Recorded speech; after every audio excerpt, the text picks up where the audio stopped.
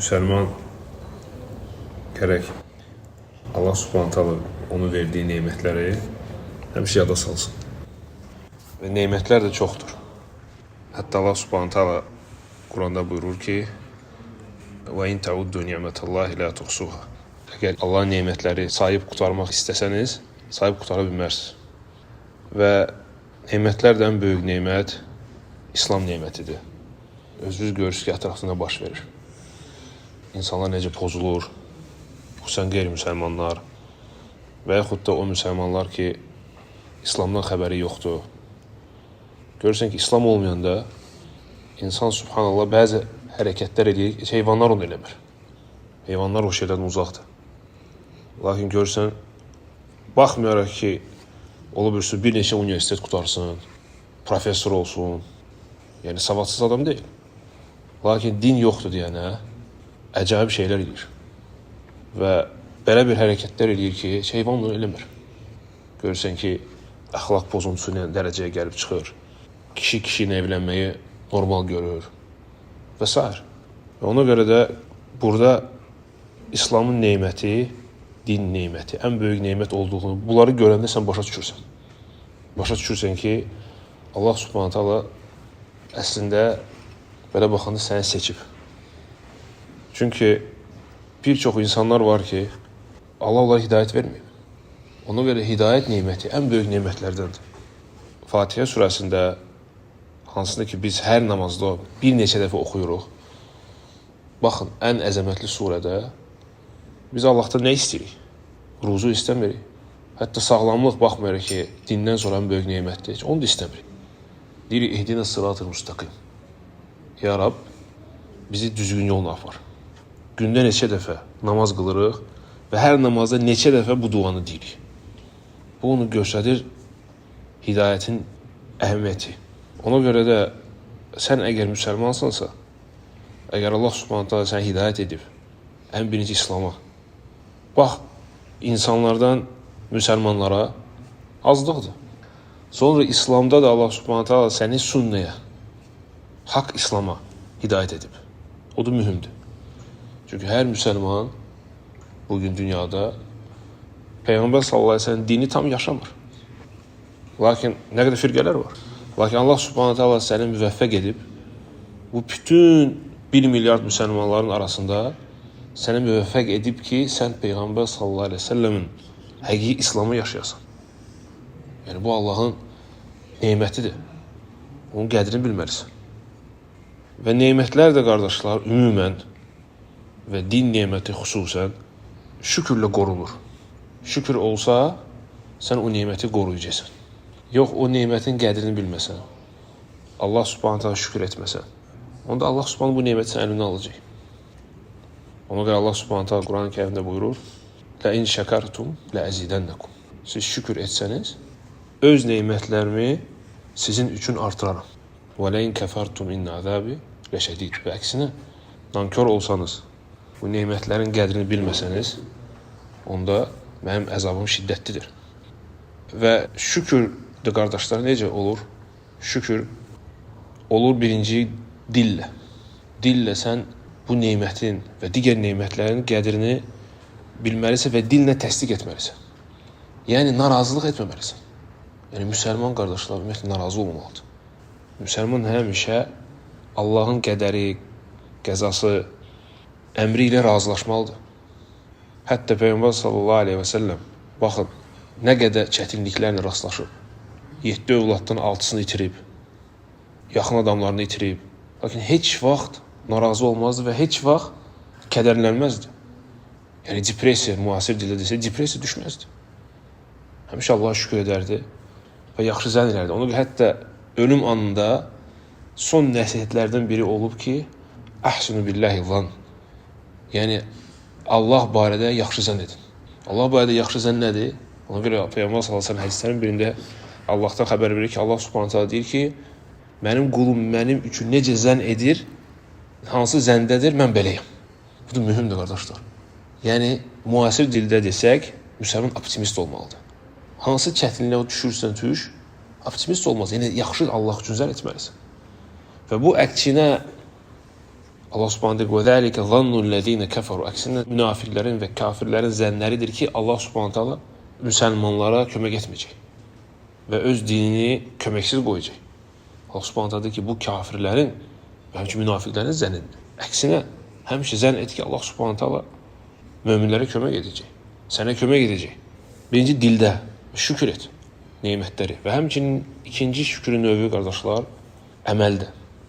Yəni necə mən şükür etməliyəm Allah Subhanahu taala? Onun əmrlərini yerinə yetirməliyəm. Ona görə Allah Subhanahu taala baxın deyir ki: "Və izə səələkə ibadi anni fe inni qarib." Səndən mənim barədə soruşanda mənim qullarım denə ki, mən yaxınam. Ucibu da'vətə da'i izə da'an. Mənə dua edənin duasına cavab verərəm. Sonra nə deyir Allah Subhanahu taala? "Fəliyestecibu li və liyu'minu bi la'allahum yarşudun." Lakin qul nə etməlidir? Mənə cavab verməlidir. Mənə iman gətirməlidir ki, hidayət olunsun. Yəni necə Allah'a cavab verməlisən? Yəni onun əmrlərini yerinə yetirməlisən. Onda Allah Subhanahu taala sənin dualarına hamısına cavab verər. Ona görə əməllər və həmçinin üçüncü növ şükrün növü qəlbdə. Qəlbdə sən Allahdan razı olmalısan. Bu nemətlərin qədrini bilməlisən. Və özünüz görürsünüz qardaşlar, indi bir çox zəlalətlər, aldadıcı əqidələr yayılır.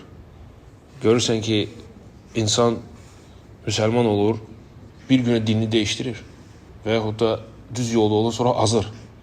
Səbəblərdən də nədir qardaşlar? Ən böyük səbəblərdən bu şükürləri eləməmək, naşükür olmaq, bu nemətin qədrini bilməmək və həmçinin də elmi öyrənməmək.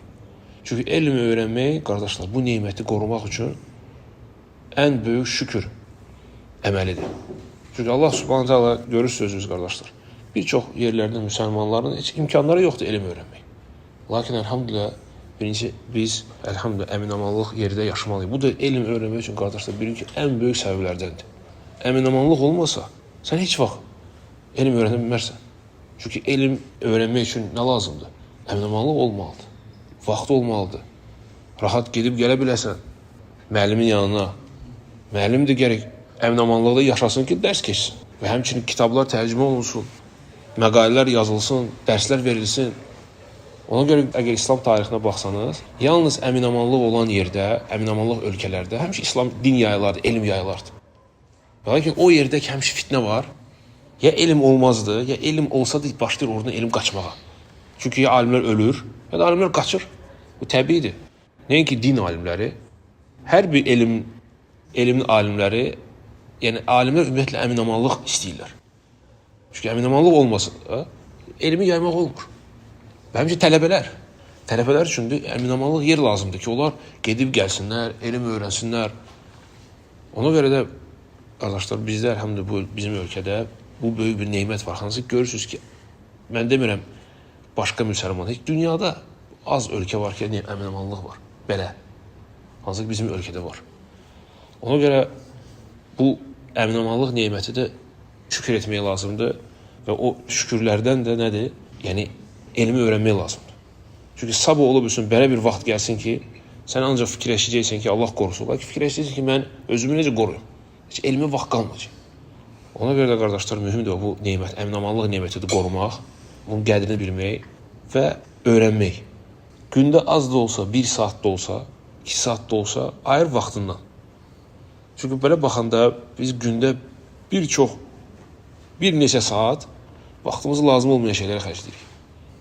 Lakin elmə vaxt ayırmırıq. Çünki elm belədir ki, qardaşlar, şeytan elmdən qorxur. Ona görə ağır gəlir sənə. Telefonu götürüb 2 saat, 3 saat xəbərlərə baxmaq, nə bilim, saytlara girmək və s. tətbiqlərə girmək, heç vaxt özün fikir verməsi necə gedir. Amma bir dənə kitab oxuyursan, açırsan, heç açmaq alınmır. Açanda da maksimum yarım saat oxuyursan, görürsən ki, ağır gəlirsən. Niyə görə? Çünki şeytan üçün ağırdır o. Şeytan da sənə vəsvəsə edir ki, sən onu eləməyəsən. Çünki elm nurdur, qardaşlar. Və elm olsa, insan görürsən, elmi olan insan birincisi naşükür olmur. Bütün o nemətlərin qədrini bilir. Və həmçinin elm olanda artıq şeytan üçün sən çətin bir düşmən olursan. O sənin o zəlalət fikirlərlə, şübhələrlə, şəhvətlərlə səni tuta bilmir. Sənə hədəf ala bilmir. Ona görə ona ağır gəlir. Budur ki, qardaşlar, yəni lazımdır bu vaxtımızın qədrini bilməyə. O da nemətdir, qardaşlar. Dediyimiz kimi, boş vaxt da nemətdir. Elhamdülillah, hamımız 1 saat, 2 saatda olsa vaxt ayırmaq olar. Və elhamdülillah, bugün elm almaq asanlaşıb.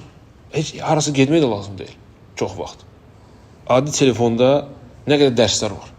Məqalələr var, kitablar var. Oxuya bilərsin, faydalana bilərsin.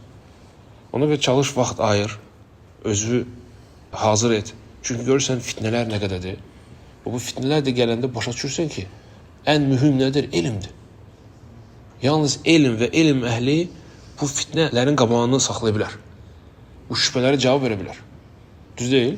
Ya, niyə görə zəlalətlər yayılır? Fikir verin, haradakı elm güclüdür, orada zəlalət yayılmır. Yad fikirlər yayılmır. İslam zid olan əqidələr yayılmır. Lakin o yerdəki elm zəifdir, əksinə nə? Yayılır. Yayılır. Ona görə də Allah Subhanahu taala istəyir ki, Allah bizə eşidib faydalanan eləsin. Bizi şükür edən qullardan eləsin. Və həmçinin müvəffəq etsin ki, biz Allahın dinini öyrənək, Peyğəmbər sallallahu əleyhi və səlləm sünnəni öyrənək və ən gözəl şəkildə həyata keçirdək. Allah Subhanahu taala daha yaxşı bilir. Və sallallahu əleyhi və səlləm Muhammed və alə alihi və səhbihi və səlləm. Allah razı olsun.